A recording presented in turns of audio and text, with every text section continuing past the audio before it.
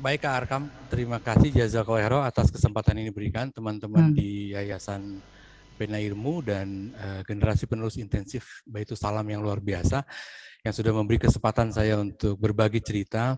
Kita cerita-cerita aja ya, kita bersharing aja apa yang pernah saya lakukan, apa yang pernah saya perbuat untuk menyiapkan diri saya menjadi orang yang sesuai dengan sabda Rasul bahwa umat yang terbaik adalah umat yang berguna bagi sesama. Jadi niat awal adalah itu. Adapun lain-lainnya kemudian setelah kita menjadi seorang dokter atau dokter spesialis atau apapun juga profesi yang kita pilih, ada ukhro di balik itu, kita mendapatkan penghargaan, honorarium dan lain-lain, itu adalah sesuatu yang menurut saya itu akan mengikuti dengan sendirinya. Jadi jangan diharapkan dari awal ketika kita menginginkan sesuatu itu, kita berharap finansial di muka atau di depan. Karena itu akan, menurut saya akan mengganggu ketulusan kita di dalam pengabdian. Nah, berangkat dari pengertian seperti itu bahwa saya ingin menjadi orang yang bermanfaat, tentu saya harus dilengkapi dengan keilmuan. Harus mempunyai ilmu, harus mempunyai kompetensi, dan harus mempunyai peran. Nah, ilmu, kompetensi, peran. Banyak orang yang berilmu tetapi juga belum tentu punya kompetensi. Banyak orang yang punya ilmu dan kompetensi belum tentu punya peran. Ada orang ilmu dimiliki oleh dirinya sendiri, dimanfaatkan untuk dirinya sendiri, untuk kenikmatan dirinya sendiri dan keluarganya, tetapi kemudian kurang bermanfaat bagi sesama, ini juga kurang bijaksana kalau menurut saya. Tadi Kak Arkam bilang saya berangkat dari nol, mungkin seperti di ini ya, seperti di pom bensin ya, berangkat dari nol. Iya, kita mulai dari nol. Ya, from zero to apalah gitu istilahnya. Mungkin ada benarnya juga, karena saya juga pernah memberikan sedikit informasi kepada panitia bahwa saya berangkat dari keluarga sangat sederhana, bahkan kalau saya boleh cerita secara jujur, saya berangkat dari keluarga yang broken home, orang tua saya bercerai pada saya usia 2 tahun.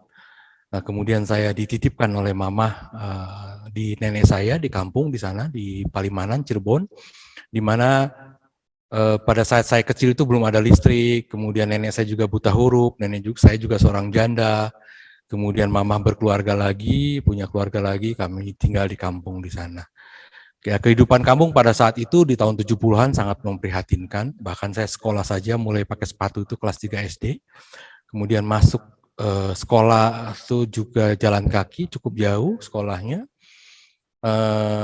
Kemudian listrik juga masuk pada saya SMA kelas 2, itu luar biasa. Kemudian SMP-nya juga saya jalan sekitar 3 kilo, dari rumah saya ke 3 kilo lebih ya, melalui sawah-sawah. Dan celakanya kalau hujan itu sepatunya harus diangkat dulu, kita pakai sendal dulu, atau tidak pakai apa-apa sampai ke menjelang dekat sekolah, cuci kaki, kemudian sepatunya dipakai kalau mulai hujan becek gitu. Perjuangan-perjuangan ini mungkin yang ingin saya share kepada adik-adik sekalian, bahwa siapapun sebetulnya kita tidak bisa memilih kita lahir dari rahim siapa. Kita tidak bisa memilih kita lahir dari keluarga apa. Gitu. Sudah saja kita terima kita dilahirkan dari siapapun juga, dan kita syukuri kepada orang tua kita yang telah melahirkan kita. Kemudian kita bertanggung jawab untuk bagaimana kita bisa menjadi orang yang berguna tadi, orang yang berilmu, berkompeten, dan berguna. Nah, kita sendiri yang bertanggung jawab, tentu dengan doa orang tua, tentu dengan support dari banyak pihak. Saya tidak menafikan itu, bahwa banyak pihak yang membantu saya sampai dengan di titik yang sekarang. Demikian mungkin sebagai pembukaan ceritanya. Kalau tadi bicara dari nol itu mungkin bisa juga disampaikan seperti itu, karena saya mengingat juga ketika saya diterima di kedokteran gigi Universitas Pajajaran tahun 89, saya agak ragu untuk bisa kuliah karena orang tua juga sudah berpisah, nenek tidak di kampung, tidak buta huruf, tidak punya sesuatu, kemudian mama juga sudah meninggal pada saat itu.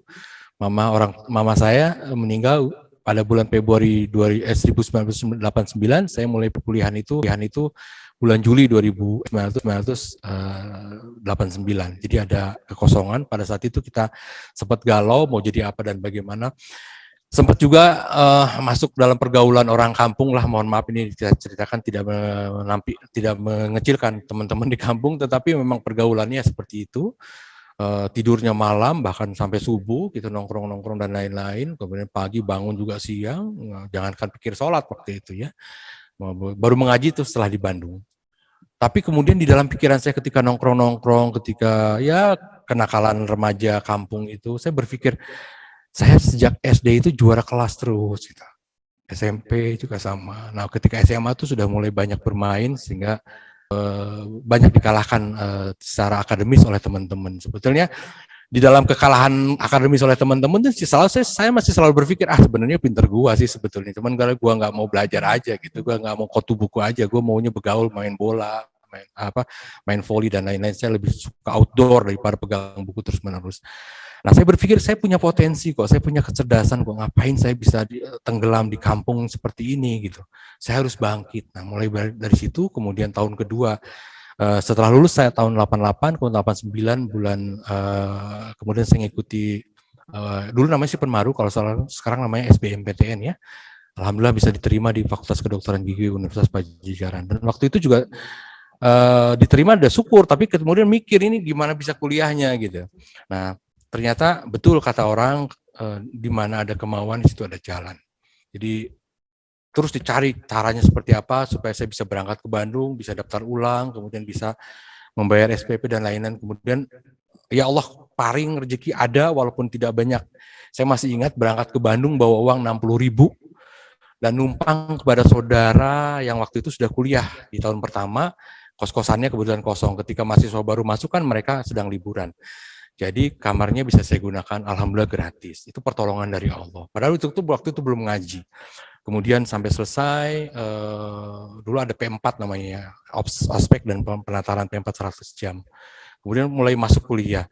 Dan setiap semester itu lucunya, saya itu tidak pernah berpikir kalau semester depan masih kuliah. Karena siapa yang mau bayarin kuliah saya?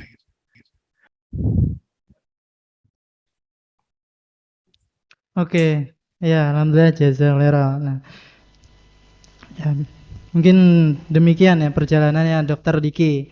Ya sangat luar biasa ya, dari keluarga yang broken home ya, yang enggak sempurna dan beliau bisa gitu. Apa sih motivasinya dokter kok bisa terus semangat ya mengejar impiannya dokter, menjadi seorang dokter seperti ini? Ya, motivasinya barangkali itu tadi, dari awal berangkat ingin menjadi orang yang berguna, dan saya merasa punya potensi. Nah, ini yang harus adik-adik sekalian tanamkan dalam diri kalian. Bahwa Allah menciptakan kita, maaf saya agak terharu.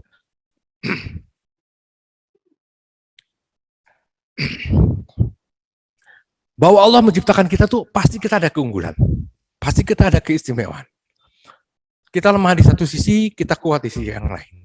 Kita tidak mampu melakukan sesuatu di satu sisi, kita insya Allah bisa mengerjakan satu kemampuan di sisi yang lain. Nah, saya berpikir berangkat dari situ saya punya kemampuan, pernah energi. Saya punya semangat, saya punya jiwa sosial yang ya menurut saya, mohon maaf, saya cukup tinggi. Saya bisa bergaul dengan teman-teman, bahkan di tempat kuliah dulu, waktu saya kuliah itu, saya tuh lulus itu saya tidak punya buku banyak. Lulus tuh saya tidak punya peralatan. Bahkan teman-teman itu ketika lulus itu sudah punya tang cabut, sudah punya alat bor, bahkan sudah disiapkan orang tuanya kursi gigi. Kalau saya begitu lulus itu saya tengok kanan, tengok kiri, nggak punya apa-apa. Pokoknya asal lulus aja dulu. Dan saya waktu itu tidak berpikir IPK tinggi. IPK saya pas-pasan saja, dan ini qadar Allah juga. IPK saya pas-pasan, bahkan sebetulnya untuk persyaratan masuk spesialisasi itu saya nggak cukup. Untuk masuk spesialisasi itu minimal 2,75 IPK-nya. Tapi IPK saya tidak sampai di 2,75. Saya juga tidak mengerti ketika ada pemeriksaan berkas itu lolos gitu. Saya nggak ngerti, harusnya saya dijegal di awal, di pemberkasan itu saya udah dijegal sebetulnya. Nah, ini qadar dari Allah. Barangkali Allah menolong kita. Waktu itu saya sudah menjadi warga LDI, sudah menjadi warga LDI. Kemarin saya banyak berdoa, ternyata Allah menolong. Saya bisa lolos masuk ke kedokteran. Motivasinya saya waktu itu hanya step by step saja. Selesaikan dulu hari ini, semester ini, semester depan apakah bisa atau tidak, saya berdoa. Kemudian ternyata ada qadar, bisa bayar kos-kosan, bisa bayar kuliah, masuk semester berikutnya sampai lulus gitu. Sampai lulus. Nah, begitu juga ketika masuk spesialis, saya tidak pernah membayangkan bisa jadi spesialis di awal. Di awal, walaupun cita-cita saya besar, saya ingin menjadi spesialis, tapi karena keterbatasan saya tidak berpikir kemungkinan kecil menjadi spesialis gitu. Tapi ternyata Allah mengkodar saya bisa jadi spesialis. Step by step. Kuncinya ya kerjakan apa yang menjadi tugas kita hari ini sebaik mungkin. Ini saya peluang hari besok pasti datang. Saya ulang lagi ya. Kerjakan apa yang bisa kita kerjakan hari ini sebaik mungkin. Niscaya peluang besok akan datang. Begitu kira-kira. Luar biasa kata-kata dari Dokter Diki. Ya, semoga bisa mengunggah kesemangatan teman-teman yang lain. Oke, Dokter Diki. Dokter Diki kan berangkat dari keterbatasan ya. Waktu kecil dokter bukan orang yang bergelimang harta. Nah, bahkan ya mungkin ceritanya ya apa yang saya tahu ibu dan ayah Dokter Diki berpisah. Nah, gimana apa namanya? Bisa boleh diceritakan nggak dokter awal mula ingin menjadi dokter tuh gimana? Nah, silakan dokter. Ya, baik. Mama saya meninggal karena kanker payudara, CMMI namanya kalau bahasa kedokteran, CMMI. Kemudian waktu itu saya di tahun 88 saya lulus, mama waktu itu operasi pengangkatan kanker yang kedua kali. Saya memilih tidak meneruskan kuliah karena memang selain keterbatasan ekonomi juga saya berkonsentrasi mengurus orang tua saya, mengurus mama. Nah, kemudian setelah mama meninggal sebetulnya saya ingin menjadi dokter bedah. Saya ingin membalas bukan membalas ya, bisa juga dikatakan membalas kelemahan yang terjadi sehingga mama saya bisa meninggal karena kanker payudara gitu. Jujur saja pilihan yang pertama itu adalah kedokteran umum Gajah Mada gitu. Kemudian ternyata saya dapat di pilihan yang kedua, kedokteran gigi Universitas Padjadjaran. Tapi tetap saya syukuri gitu. Nah ini kuncinya teman-teman sekalian, ketika kita diberikan oleh Allah sesuatu itu kita harus syukuri. Syukur, kemudian serius, fokus, sungguh-sungguh bekerjanya. Jadi tidak kemudian kedokteran gigi, apa itu dokter gigi? Nah, kalimat apa itu dokter gigi itu udah saya rasakan sejak awal ketika saya apalagi saya berangkat dari kampung ya, dari Palimanan tuh orang tuh tidak mengerti apa itu dokter gigi. Mendingan jadi mantri daripada jadi dokter gigi waktu itu. Orang mengatakannya begitu. Bahkan orang tua saya sendiri yang masih ada waktu itu, papa sempat melarang suruh berhenti saya kuliah. Kamu kuliah di situ mahal, itu orang-orang kaya, kamu ngapain kuliah di situ? Kalau kita nggak mampu. Saya sempat juga suruh berhenti, tapi motivasi saya harus lanjut gitu. Saya berhenti kalau sudah sampai titik darah terakhir saya tidak mampu untuk melanjutkan kuliah. Cita-cita motivasinya waktu itu saya ingin menjadi dokter bedah, ingin membantu saudara-saudara yang kena kanker mame. Tapi kodarnya kemudian Allah menggiring saya menjadi dokter gigi dan sekarang menjadi dokter gigi spesialis. Tetap saya syukuri, saya fokus, saya serius, saya nikmati peran ini, kemudian saya baktikan keilmuan saya untuk masyarakat. Demikian Kak.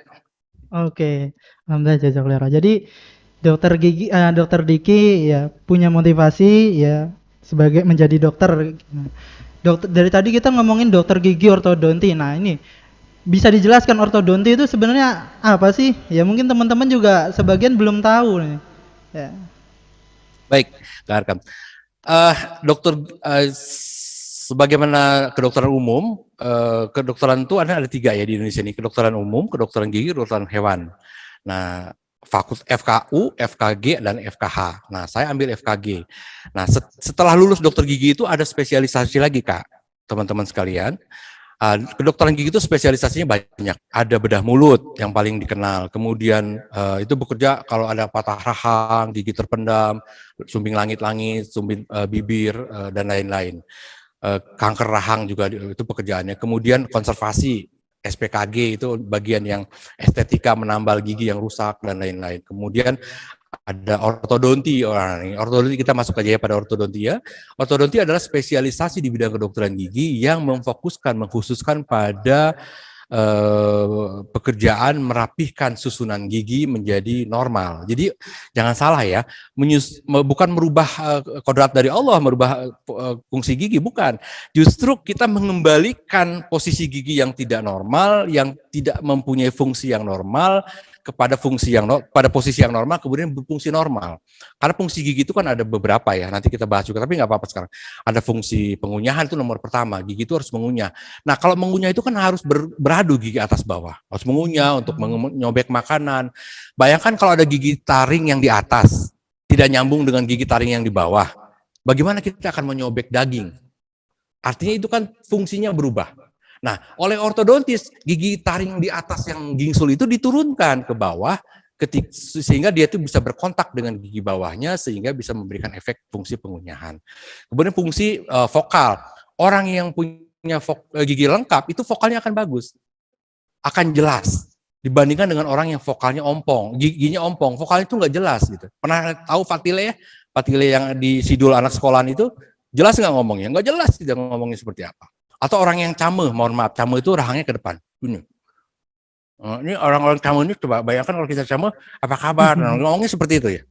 Jadi terjadilah fungsi yang tidak sesuai. Nah, oleh ortodontis itu dirapikan, ditempatkan pada posisi yang normal, kemudian memberikan fungsi yang normal, optimal untuk pengunyahan, vokal, kemudian ada fungsi estetik. Nah, orang yang giginya rapi tentu lebih berwibawa, lebih punya kepercayaan diri, lebih cantik lah, lebih ganteng dibanding orang yang karehol atau yang rusak giginya, tidak rapi. Seperti itu, Kak. Oke, ternyata itu ya. Jadi untuk ortodonti, spesialis ortodonti itu ya bagian penataan gigi mungkin ya. Kesimpulannya gitu ya. Nah.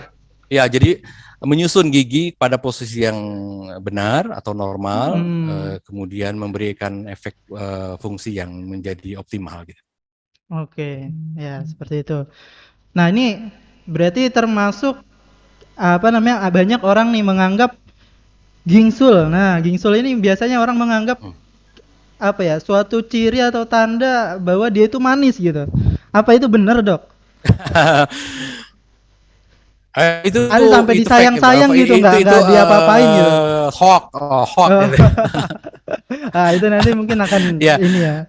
Kalau gingsul itu masih disebut, ya boleh. Kalau gingsul itu masih disebut suatu pemanis, menurut saya kita itu paradigma sih tertinggal ya, maksud saya. Coba kakak-kakak, adik-adik sekalian yang mengikuti webinar ini, pernah nggak melihat bintang Korea giginya jelek? Pernah tidak? Tidak pernah ada bintang Korea itu giginya jelek. Tapi bintang sinetron Indonesia jelek-jelek banyak giginya. Catherine Wilson dan lain-lain itu jelek ya giginya. Bahkan yang sekarang lagi ngetop yang si janda yang suka digodain sama Marcel itu kan giginya jelek sekali. Tapi masih ngetop. Itu kalau di Eropa tuh disebut nggak sopan. Orang gigi seperti itu nggak sopan.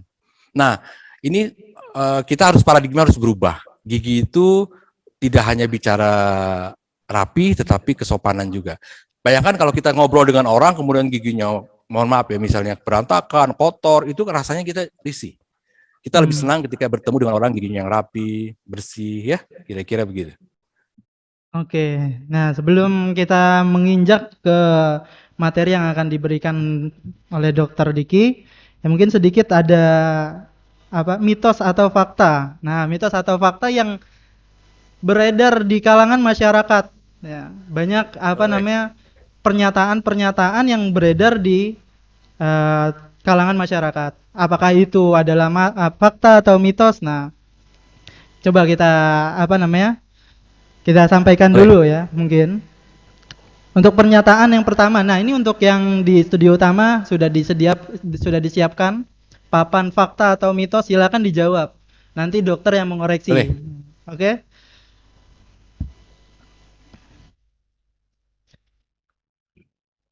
Untuk fakta yang pernyataan pertama yaitu memberikan gigi atau sikat gigi 4 kali dalam sehari sangat baik untuk membuat gigi bersih. Mitos atau fakta?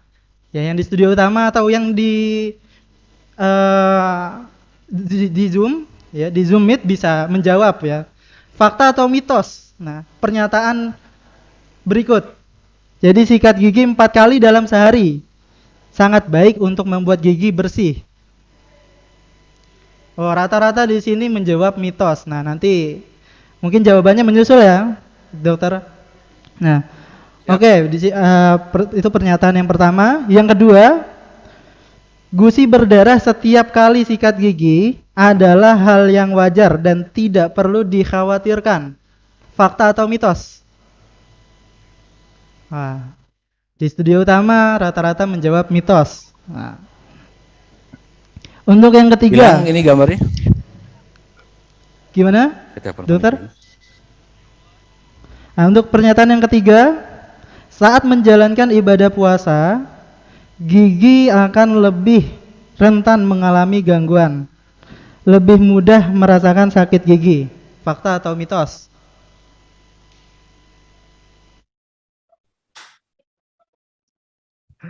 Nah, di sini fakta ya, banyak yang menjawab fakta. Oke, mungkin bisa dijawab oleh Dokter Diki. Bagaimana macam-macam pernyataan berikut ya, yang 3 pernyataan tadi. Nah, satu lagi mungkin. Saat menjalankan ibadah puasa, oh itu sudah tadi. Ya, ya cukup. Nah, mungkin bisa dijelaskan berbagai pernyataan berikut yang beredar di kalangan masyarakat. Silakan Dokter Diki. Mohon maaf tadi ada putus, Kang. Yang pertama bisa saya monitor yang berkenaan dengan sikat gigi 4 kali saja, yang berikutnya hilang. Bisa diulang? Yang kedua, pernyataan yang kedua yaitu yang kedua, gusi berdarah setiap kali sikat gigi adalah hal yang wajar dan tidak perlu dikhawatirkan. Iya. Nah, oke, satu-satu aja ya. Ya, satu-satu ya. Yang pertama itu mitos atau fakta kalau sikat gigi 4 kali itu sehat dan menyehatkan ya. Iya. Tergantung juga, bisa fakta bisa mitos ya. Tapi sebetulnya lebih kepada mitos. Jadi sikat gigi yang benar itu cukup 2 kali. 2 kali itu kapan? Yaitu setelah sarapan pagi dan menjelang tidur. Nanti saya jelaskan ada di PowerPoint saya. Itu yang pertama. Yang kedua, mengenai sikat gigi kalau berdarah itu wajar, itu juga mitos. Karena kalau berdarah berarti di gusi kita ada karang giginya. Karang gigi itu namanya karang itu keras ya, seperti karang laut itu keras. Jadi kalau karang gigi itu adanya dalam gusi. Ada karang gigi itu ada yang suprabody, infrabody, ada yang di atas gigi, ada yang di atas gusi, ada yang di bawah gusi. Nah, karang gigi yang tajam yang ada di bawah gusi itu tajam, dan ketika disikat oleh sikat gigi itu ketajamannya menusuk, melukai gusi bagian dalam, terjadilah perdarahan gitu. Jadi kalau giginya sehat, tidak ada karang gigi, itu tidak berdarah. Jadi itu mitos. Itu yang ketiga apa, Kang? Halo? Iya, halo. Yang ketiga apa? Yang ketiga, pernyataan yang ketiga yaitu saat menjalankan ibadah puasa, gigi akan lebih rentan mengalami sakit. Nah, bagaimana dengan pernyataan saat itu? Saat menjalankan ibadah puasa, gigi akan lebih rentan mengalami sakit. Ya. Itu pada mitos ya, lebih kepada mitos. Jadi sebetulnya justru pada saat kita melaksanakan ibadah puasa, jika dimulai paginya itu setelah sahur itu, sebelum imsak itu, atau sebelum sholat subuh, kita sudah sikat gigi dulu. Jadi kita tidak menyisakan sisa makanan di dalam gigi kita, pada gigi kita dan pada gusi kita. Kalau kita tidak menyisakan sisa makanan pada gusi kita dan gigi kita, sehat insya Allah. Justru gigi yang barangkali yang bisa disampaikan bahwa ini adalah bisa merusak itu kalau kita kan kalau puasa itu kan mulutnya kering ya, karena tidak air liur kita, saliva kita, air liur kita tuh tidak terangsang oleh sisa oleh makanan atau minuman, sehingga kering. Nah, kalau mulut kering itu memang juga tidak baik untuk kesehatan gigi dan mulut. Oleh karenanya berupayalah pada saat berpuasa pun cairan air liur tetap ada dengan cara ya seperti misalnya kita sering menelan ludah, kemudian mengusap seperti membasahi bibir kita gitu ya, sehingga flora normal di dalam mulut kita terjaga gitu, tidak terlalu kering. Tidak terlalu kering juga tidak baik, terlalu basah juga, terlalu encer juga, terlalu banyak air liur juga tidak baik gitu. Itu Kang. Oke. Ya, begitulah ya, demikian tanggapan berbagai pernyataan ya, oleh Dokter Diki. Sebelum kita menginjak ke materi, nah sebagai closing statement ya tentang inspiration class tadi ya. Bagaimana ya cara apa namanya teman-teman generus kita ini bisa lebih semangat lagi dalam mengejar cita-citanya ya. Dari segi ibadahnya. Baik, Silakan mungkin bisa baik Kak. dijawab. Ya, baik Kak. Ya, seperti yang saya sampaikan di awal bahwa yang pertama kita harus punya cita-cita. Cita-cita kita canangkan setinggi mungkin. Cita-cita itu gratis kok. Jadi kalau kita cita-cita mau jadi presiden jangan diketawakan. Nggak boleh. Cita-cita itu harus setinggi mungkin.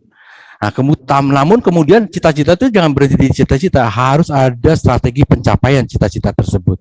Gitu. Dengan upaya, doa, kerja keras, kedisiplinan, kemudian yang penting lagi kita membangun link, membangun hubungan baik dengan banyak orang. Karena kita tidak bisa hidup sendiri, kita butuh bantuan juga dari orang lain, yang sewaktu-waktu kita juga membutuhkan bantuannya. Kemudian seperti yang saya sampaikan tadi bahwa kalau kita ingin mencapai suatu cita-cita, canangkan cita-cita tersebut jangan hanya untuk kepentingan pribadi. Kita butuh pertolongan dari Allah. Kita butuh bantuan dari tangan orang lain. Jadi bercita-citalah menjadi orang yang berguna. Bercita-citalah menjadi orang yang bisa bermanfaat keilmuannya. Yakinlah keduniaan, finansial, ekonomi itu akan mengikuti. Jangan dikedepankan pikiran mau jadi dokter kemudian menjadi kaya, mau jadi insinyur kemudian menjadi kaya. Jangan. Kaya itu tidak harus menjadi dokter. Kaya itu tidak harus menjadi insinyur. Seorang penjual bakso pun bisa menjadi konglomerat. Seorang penjual hal-hal yang kelihatan sepele saja, misalnya keripik aja. Di Bandung pernah ada keripik Maici yang omsetnya miliaran, itu juga keripik itu apa sih sebetulnya? Jadi sekali lagi teman-teman sekalian, bercita-citalah yang tinggi, kemudian upayakan pencapaiannya dengan strategi pencapaian, dengan disiplin, dengan kerja keras, dengan banyak doa, mohon doa pada orang tua, berbakti kepada orang tua. Kemudian jangan lupa bahwa peran kehidupan kita itu tidak hanya menyiapkan diri kita menjadi seorang profesional saja, tetapi kita juga harus religius. Harus punya jiwa perjuangan di dalam agama. Karena Allah berfirman, manjahadu, maka Allah akan tunjukkan jalannya. Ya, kemudian barang siapa yang bersungguh-sungguh, dia akan Allah akan berikan jalannya gitu. Manjahadu fina lana dianhum subulana. Kalau Allah sudah berikan jalan, kita udah sungguh-sungguh, Allah berikan jalannya gitu. Jadi kalau kita kalau kata Rena Kasali, kalau kita terkurung dalam satu pintu, pasti ada pintu lain untuk bisa keluar. Tapi kalau ketika kita terkurung, kemudian kita, mati gua nggak bisa ngapain, ya mati beneran. Tapi kita cari peluang lain yang kita bisa keluar dari kesulitan kita. Kesulitan di dalam kehidupan itu pasti ada, tetapi pasti ada jalan keluarnya selama kita mau mencari jalan keluarnya tersebut. Kita bertawakal pada Allah, banyaklah beribadah, bertakwa kepada Allah, kemudian hormat takzim kepada orang tua, ikut juga berjuang di dalam agama. Ya teman-teman sekalian, jangan merasa hebat kita mencapai cita-cita dengan kemampuan diri sendiri. Kita mencapai cita-cita, mintalah pertolongan dari Allah. Karena saya sendiri merasakan pertolongan Allah berlapis-lapis, bertahap-tahap terus. Sampai sekarang saya terus meminta pertolongan dari Allah. Kita ini siapa, kita ini apa, di hadapan Allah tidak ada apa-apanya, sehingga ketika kita mempunyai cita-cita, keinginan ini mencapainya, bekerja keras, punyalah semangat, kemudian memintalah kepada pertolongan pada Allah. Begitu mungkin Kang? Oke. Insya Allah kita semua bisa di sini ya. Iya, insya Allah semua bisa. Itu tadi pesan dokter ya, tetap semangat ya, tawakal kepada Allah, minta pertolongan kepada Allah. Ya, cita-cita apalagi gratis ya dok ya. Kita punya cita-cita gratis. Nah, ini juga nih saya dilupakan lagi. Nah, dokter juga salah satu founder ya di salah satu sekolah ya. Ya, salah satu sekolah yang merangkap pesantren. Nah, mungkin bisa diceritakan, Dok. Ya. Untuk sekolahnya. Oh iya, ini agak unik sebetulnya ya, betul. Jadi saya membentuk sekolah dan pondok pesantren itu berangkat dari kegelisahan saya dengan sistem pendidikan yang memang ada di negara kita tanpa menyalahkan pemerintah dan pihak manapun. Saya merasa pendidikan itu terlalu berfokus kepada akademis. Pendidikan itu terlalu berfokus kepada cita-cita dunia. Bayangkan kita sekolah dari jam 7 sampai jam 2 siang atau jam 1 siang, pendidikan agama satu minggu itu hanya 2 jam kalau tidak salah. Sedangkan pendidikan ke dunianya sedemikian banyak sisanya. Sehingga saya merasa bagaimana mau jadi profesional religius kalau begini? Mungkin betul bisa jadi profesional, tapi belum tentu bisa jadi religiusnya. Gitu. Kemudian saya melihat bahwa untuk mencapai cita-cita itu tidak hanya pendidikan formal yang disiapkan, tetapi ada pendidikan lain, life skill menurut saya. Mindset, life skill, cara berpikir, cara bertindak, cara berkata, berucap itu harus baik. Gitu.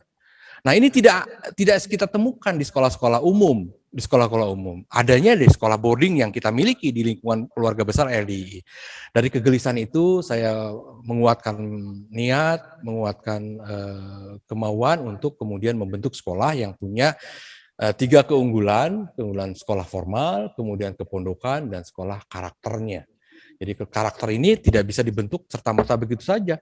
Bayangkan saya masih mengingat pada saat saya SMA itu saya satu bangku dengan teman yang ranking 2. Saya waktu SMA saya tidak dapat ranking ya waktu itu. Teman-teman yang ranking 2 itu jangankan saya tidak, misalnya saya nggak belajar malam yang ada ulangan tiba-tiba, kan suka ada guru yang ngasih ulangan tiba-tiba.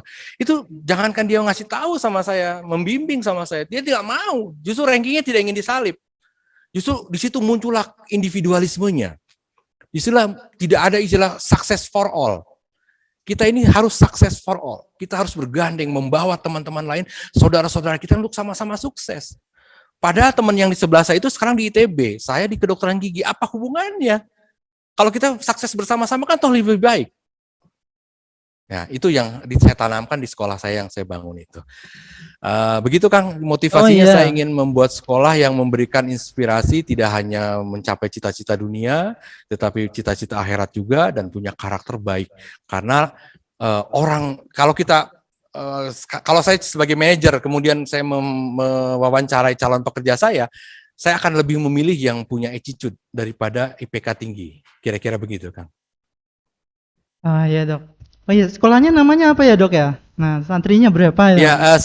Ini sekolahnya agak unik, namanya Pondok Schooling Darul Ilmi. Kenapa disebut Pondok Schooling? Karena berangkat awalnya asalnya dari pondok pesantren dan homeschooling. Karena waktu itu saya tidak ingin anak-anak sekolah itu dihabiskan waktunya untuk pendidikan, pelajaran-pelajaran yang menurut saya tidak esensial gitu.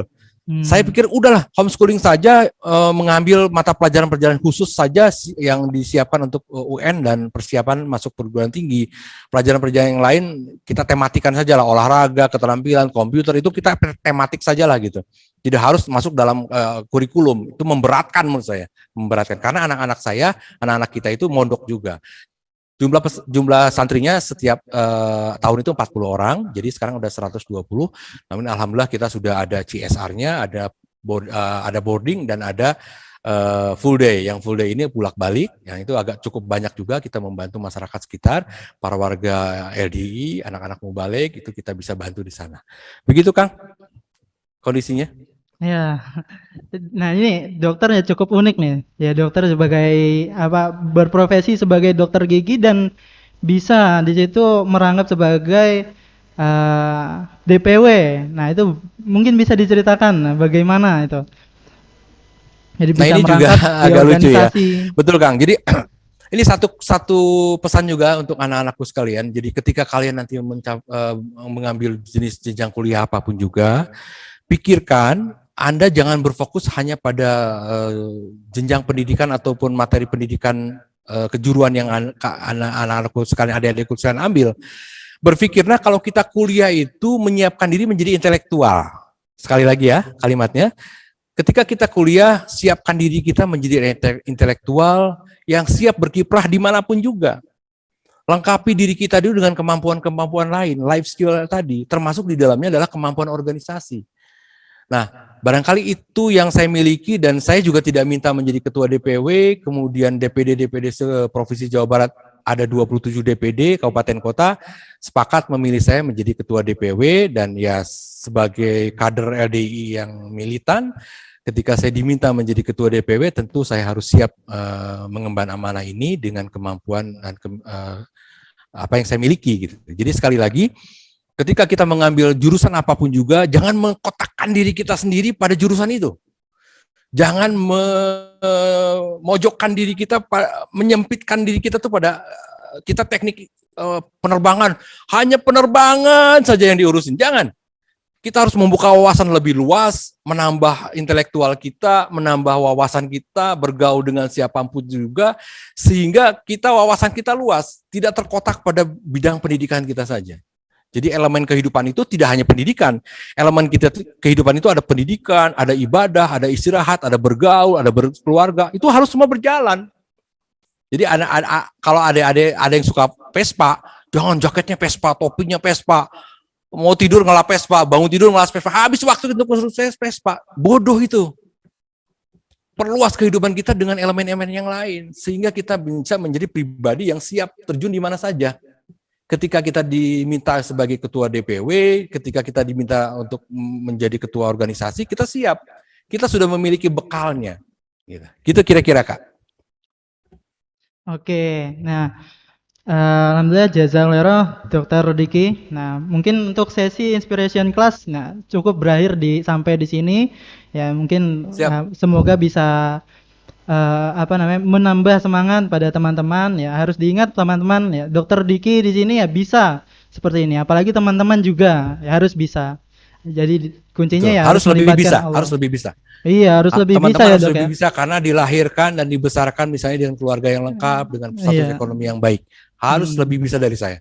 Harus lebih bisa. Nah, jangan lupa ya dalam mengejar impian ya selalu melibatkan Allah agar impiannya juga terwujud. Begitu ya, Dok ya?